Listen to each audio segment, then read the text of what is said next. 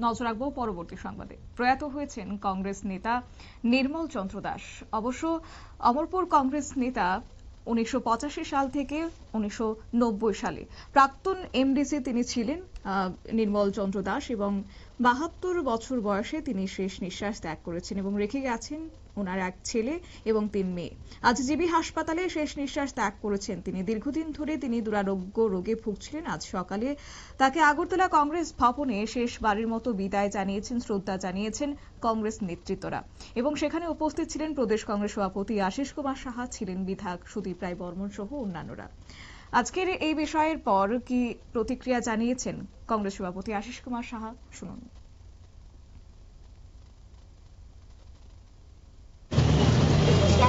প্রয়াত নির্মল চন্দ্র দাস অমরপুর মহকুমা সহ রাজ্যের তফসিলি জাতির একজন অন্যতম জাতীয়তাবাদী নেতা।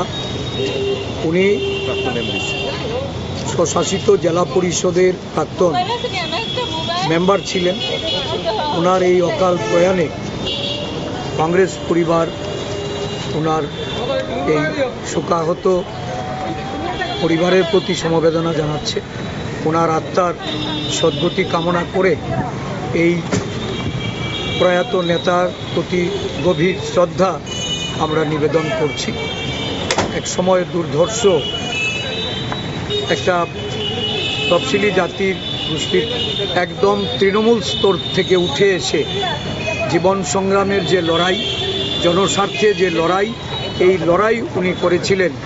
আমরা ওনার এই অকাল প্রয়াণে ওনার যে শূন্যতা, এই শূন্যতা হয়তো ভরিয়ে দিতে পারবো না, কিন্তু এই অমরপুরবাসীর হৃদয়ে উনি থাকবেন অনুপ্রেরণা হিসাবে। সবাইকে ধন্যবাদ।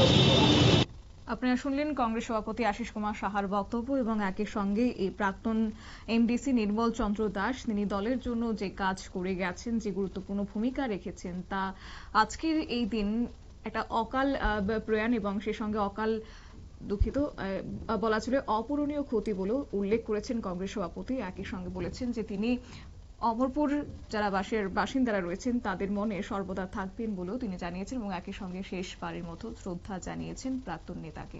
নিয়ে নিচ্ছে ছোট্ট একটি বিজ্ঞাপন বিরতির সঙ্গে থাকুন।